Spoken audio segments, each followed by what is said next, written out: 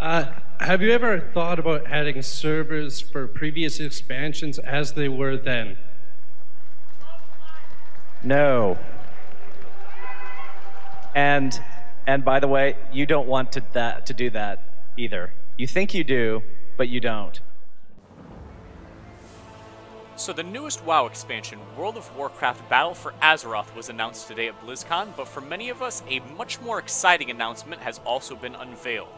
The World of Warcraft community has been split against one another for many years now, with some being pleased in the direction the game has gone, and yet many others yearning for an earlier time in WoW where things were quite different from the way they are today.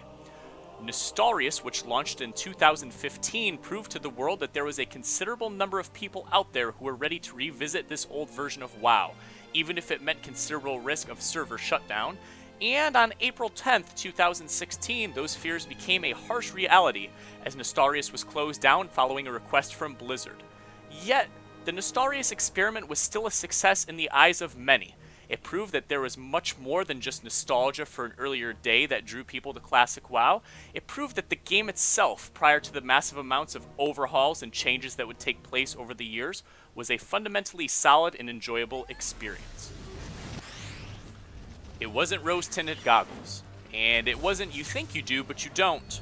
No, it wasn't either of these things. In fact, players yearned for the unique experience that was present in vanilla, and perhaps even those present in other expansions such as the Burning Crusade and Wrath of the Lich King.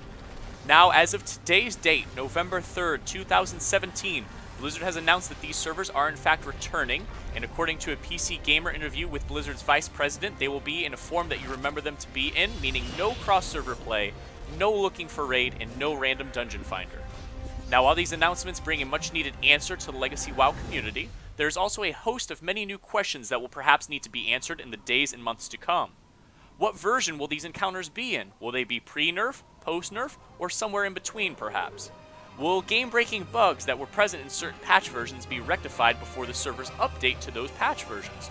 Or will the bugs remain in-game as they were back in the day, which would provide a more true and authentic, if not annoying, play experience?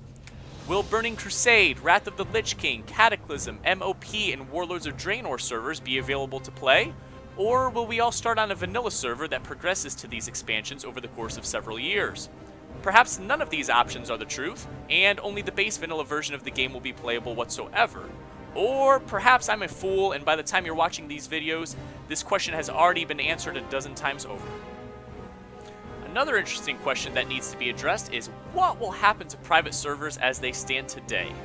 This past summer of 2017 was full of turmoil and strife for the private server community already, with drama stemming from Elysium's selling of gold, duped characters and accounts, Crestfall's team disbanding entirely, and Fellmist Gummies being shut down by Blizzard in less than 4 hours after the launch of their Burning Crusade private server. It has been known for many for a long time now that most private servers function like a business. Whether openly or privately admitting to such, the owners of these servers attempt to make profit by selling gold, accounts, or services, such as those like Warmane with online item shops. Now that private servers are basically on a timetable, what will they do to maximize profits before the inevitable mass exodus of the private server community to official retail servers? Will private servers be sustainable in any way, shape, or form going forward, being that a vast majority of their player base is likely to leave for the more bug-free, drama-free, and secure servers that will be offered by Blizzard? And yes, I said that right, folks. If you've been playing Classic WoW privately for a long time, Blizzard is now prepared to offer you a more refined version of the same product. Only this time, there's going to be 100% less gold spam, account duping, in-game GM interference, and Russian server meltdowns. It is my personal belief that the private server community's days are basically numbered. The past 10 months that I've played private servers have truly rekindled my love for the classic WoW experience, but the past 10 months have also made me acutely aware of the shady and shoddy nature of the private server scene.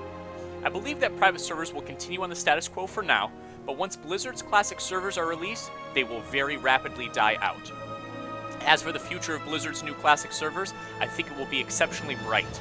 I see many big-name WoW celebrities returning to the scene, and many players with long-canceled WoW subscriptions will potentially be reactivating their subs following these announcements.